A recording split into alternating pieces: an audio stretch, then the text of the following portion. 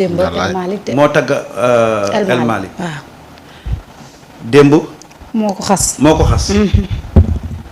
léegi doo xam quel Aïssata Tall Sall sa fille mooy indi nag waa PASTEF ñu war a revoir seen rapport vis-à-vis de cette opposition là. parce que ñoom dañoo gaaw a nekk ci dans le politiquement correct. damay dégg sax ñenn ñi di naan suma sœur Aïssata Tall Sall ma koy gërëm elle a fait un excellent travail. parce que taxaw na rek tàggal leen gis nga même pas une semaine. mu taxawaat tey di leen xas. dëgg la de. ñii genre rapport bii lañ xam bu ngeen tombee nag ci piège boobu. toujours nii la ñuy def ak yéen. dëgg la de. keroog ba assemblée di tëj moom moo fa taxaw tagg El Malick démb ba muy def conférence de presse moom même Aïssata Tall Sall moom moo ñëwaat di xas assemblée nationale ak nañ koy gérer. te gars yi toujours dañ leen di avertir ka bañ démb su nangoo tey. ay pexeem a jugut. wala ay pexeem ñoo matagut.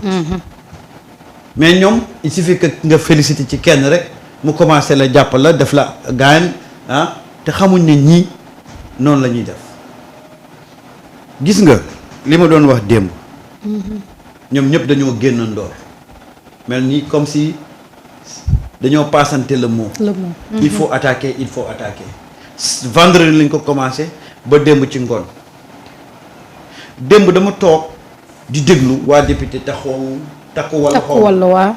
mais dama ne àdduna Sénégal daal c'est un pays bizarre mais ces gens là ni ñu yoree woon assemblée tey war nañoo toog di joxe ay leçons ci nan lañ war a yoree assemblée. moo ma jaaxal te ñoom ñu yor ko fi ñaata. ba ma dégg Abdou Mbow naan El Malick dafa mel ni moom mooy chargé de communication. nee na daa jaawale parti bi ak assemblée. waaw ma ne man daal faw ma indiwaat vaar yi. da koy jar de. waaw tay portable bee fees. gis naa ko kay. dinaa indiwaat vaar yi. damay ragal portable bi wadd sax. waaw parce que ñii tey bu ñu non mais c'est-à-dire que voilà un peu ce qui fait mal aux Sénégalais. parce que ñii ils ne sont plus dans defatuñ politique c'est-à-dire que dañu toog rek ne xaaral tous les coups sont permis. pour affaiblir ce régime là mais boo ko seexee ñu mel nii mais il faut prendre tes responsabilités. parce que nee naa leen ba tàyyi ñii fa ngeen na ngeen bëggee ànd ak ñoom bëgguñu ànd ak yéen noonu. déedéet. bu ko defee. da ngeen di jël seen responsabilité xam ne la ngeen bëgg du sotti. déedéet. prenez vos hommes et gérez avec et avancez mais nekk fi naan ay keroog dégg naa démb rek sax doyen maye bi toog na fii naan Aïssata Tall Sall a fait un excellent travail booba xam naa daa yëgal li Aïssata Tall Sall doon wax. non mais lim ko waxal mooy lim def rek Samba tamit loolu la gis rek. waa Pastef xëy ñu rek ñu cëppal leen ci réew mi. déedéet fii lañ nekk de 2012 à 2024 xam nañ ñii ñu jàkkaar lool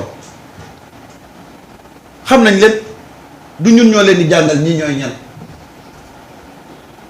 c'est-à-dire que voilà ñoo xam ne bu ñu taxawee am benn agenda rapport boo mënoon a am ak ñoom ci lu baax dañ koy jël sànni fële attaqué la.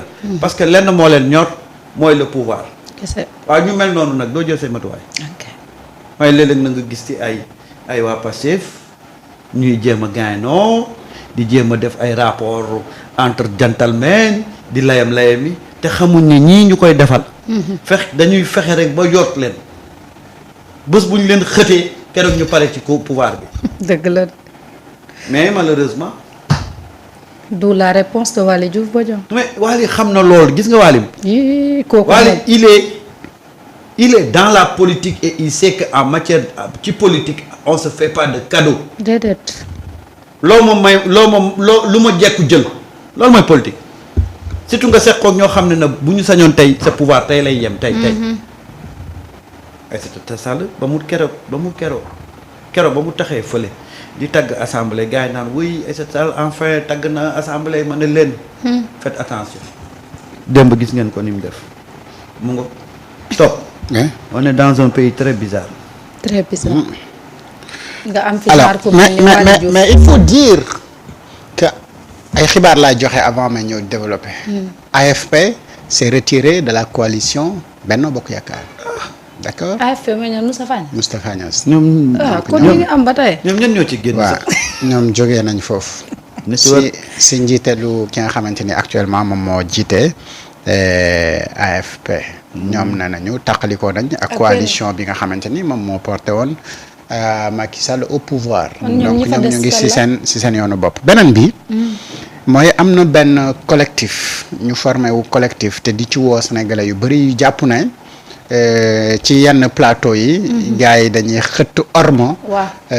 ki nga xamante ni moom moo di le premier ministre sénégalais. Ousmane Sonko. ñu ngi ci woo képp ku nga xamante ni jàpp nga ne liñ koy waxal ci plateau yi loolu day xëtt ormam ñoom ñu ngi def benn collectif ngir porter plainte képp ku nga xamante ni yëkkati nga ay kaddu yëkkati ko jëmale ko ci le premier ministre ñoom nag ñu ngi jàllale seen message un peu tout petit peu dama xamul kañ ak fan lañu bëgg boobu baax na déposer seen boobu baax na kon boobu dina bëri ay plaignant de ma ne te bu boobaa damay ragal waa ji Gajaga gars yi njëkk ko ci porter plainte te buñ ko ci porter plainte collectif boobu noonu collectif bi sax pour Badara sax bokk na ci plainte waaye parce que plainte bi ñoom dañ ko def contre parce que dañu bëgg a def benn collectif porter plainte contre ki nga xamante ni mooy Badara Gajaga comme am nga information bi kay dañu ko yeggee nag yooyu tamit mu ne plainte collective contre Badara Gadiaga est lancée. Tout Sénégalais qui condamne les insultes et dérives verbales que ce monsieur a prononcé sur la personne de Ousmane Sonko nañu woote ci numéro bi 78 016 42 33. ngir inscrire ci. yow yaa leen defal publicité gratuite. ay fay. man maa koy fay. kon jaar na soo paree nga jaar kees. lebal ma ko. ba jawaroon ne lebal ma ko. nee nañ daal plainte collective la ñuy def contre Badara. waaw mais publicité bi doo ko fay. sàmm ne dina ko fay. waaw est-ce que neen. est-ce que neen. déedéet yow koy xaaral ba plainte bi dugg ba mu am njeexital. plainte bi duggugul nga bëgg a est-ce que la.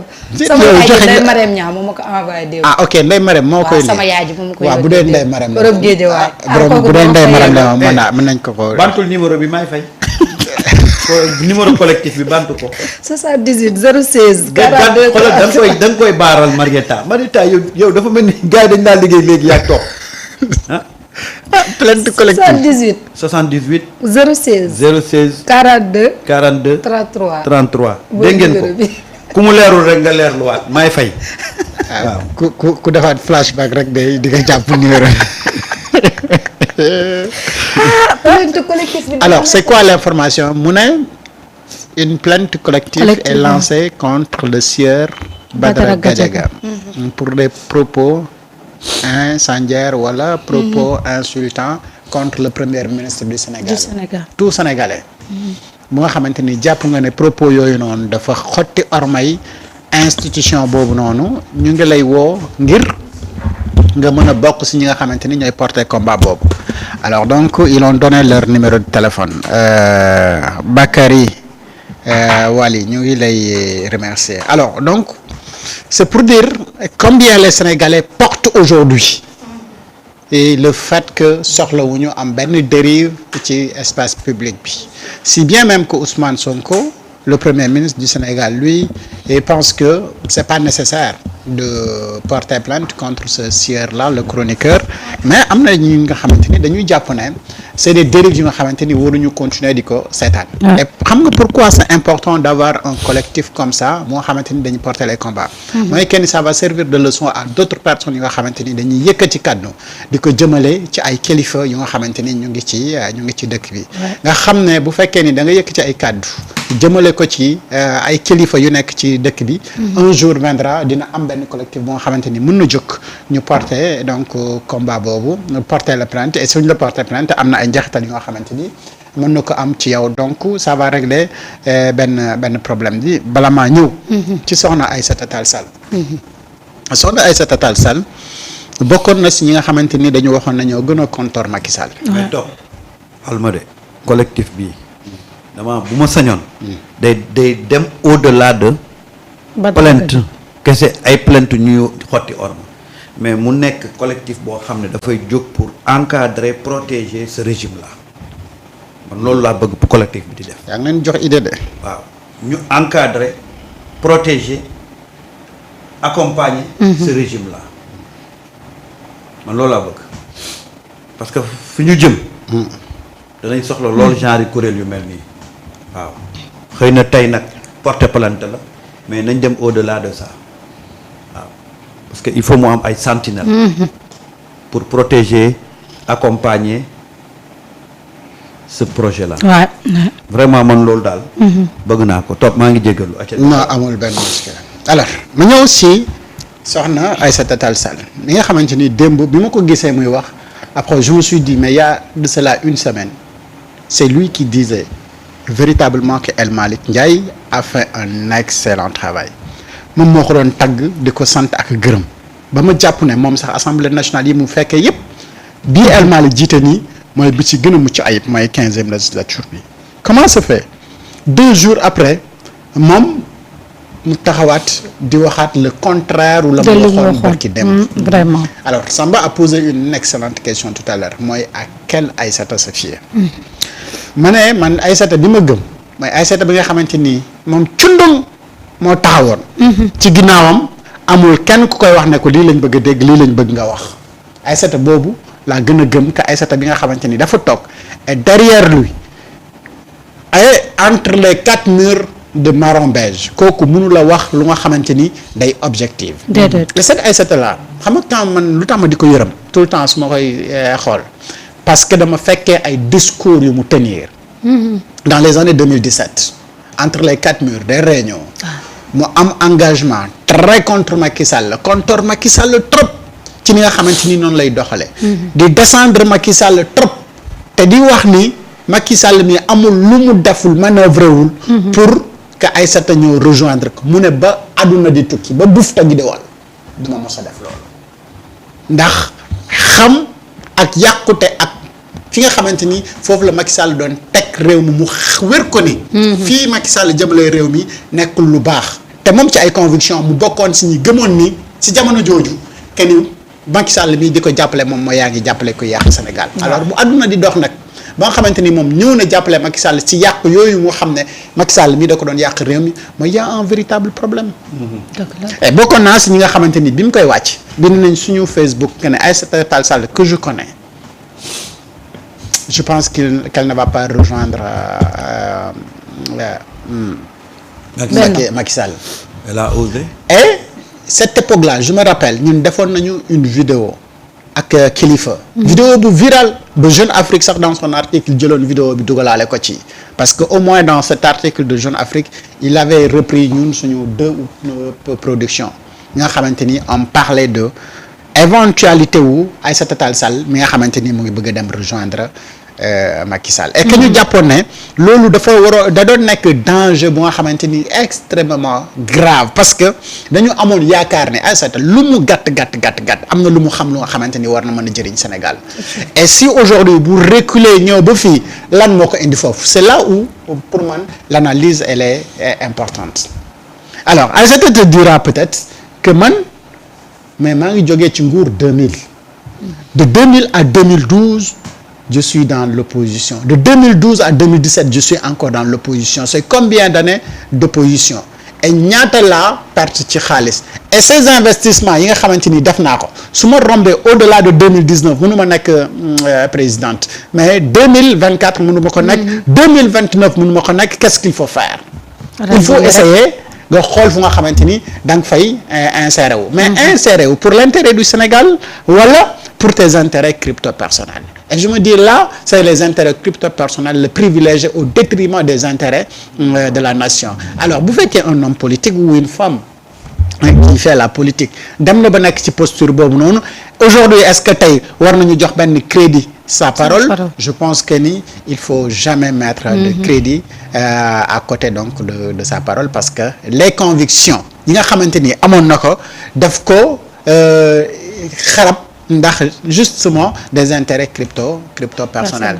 Et si jamono ji nga xamante ni mu ngi nekk dans l'opposition et pourtant jamono jooju Macky Sall da ko sonaloon trop ba ay otom wàcc nañu port pour ñu génnee ko mais gars yi lañ ko taxé ci xaalis mais mara DMC et ces voitures là elle a été obligée de payer des centaines de millions pour les récupérer et pour am donc tous ces privilèges là elle a dû faire li nga xamante ni voilà bur ko woon def et tey su ma gisee moom mu nekk leader Osez l'Avenir et aujourd'hui moom mooy kii porté combat wu APR mais il y a un autre problème où sont les cadres de APR ana waa APR fu ñu nekk ñoom ñi nga xamante ni ñoo war a défendre seen parti boobu noonu mais c'est aujourd'hui Aïssata Tall Sall leader de Osez l'Avenir Fausser l'Avenir astafurlah non Osez l'Avenir non Fausser l'Avenir non Osez l'Avenir c'est Osez l'Avenir ou Fausser l'Avenir non Osez aller à l'APR non Fausser l'Avenir ou Osez l'Avenir ok Fausser na avenir bi bu yàgg ba mu demee rallier le Fausser avenir kon leader de Fausser l'Avenir non astafurlah Osez l'Avenir waaw te continuer ou oser renier ta parole alors donc su tey bu fekkee ne Aïssata boobu moom mooy porter le combat de APR mooy y a également un autre problème dans APR mooy crise de charisme am na fa mais crise de leader également am na ci parti boobu parce que bu fekkee ni APR normalement mu ngi fonctionner comme ça se doit mais tey jii Aïssata Tall Sall waroon nekk seen porte-parole Aïssata Tall Sall war na nekk koo xamante ni moom mooy nekk au devant de la scène donc il y a énormément de choses yu nga xamante ni à revoir dans APR mais même seen coalition boobu noonu Benno Bokk Yaakaar mais comme j'ai annoncé tout à l'heure que AFP moom dem na te daf ci nekkoon lii et que PS était à un moment donné inactif donc coalition boobu également tey kenn gisatu ko te Aïssata Tall Sall bokkul ci coalition boobu noonu tey c'est elle qui porte le combat mais c'est quoi l'intérêt pour Aïssata Tall Sall parce que moom jàpp na ne fi mu toll nii espace bi dafa vide et comme espace bi dafa vide mais elle est la seule personne moo xamante ni war na ñëw pour mën a incarner donc espace bu vide boobu mu combler ko et ça lui permettrait comme mu ngi am mandat de député d'incarner donc mandat de député fii ba fin 2029 2030 alors elle sera encore députée et quand elle sera encore députée 2030 disons naturellement Aïssata Tall Sall dans l'espace politique dafa war a jël retraitam bu jëlul retraitam on va l'obliger à aller à la retraite politique donc elle n'a rien à perdre là-dessus et qu'est-ce qu'elle prépare ak son parti politique Osez l'Avenir kan moo nekk dans Osez l'Avenir dem leen ngeen gëstu Osez l'Avenir c'est du vrai ne de ko bandu du dugg ci cadre ne de ko mais top elle ne prépare absolument rien Aïssata Tall Sall elle ne prépare absolument rien ce qu'elle a trouvé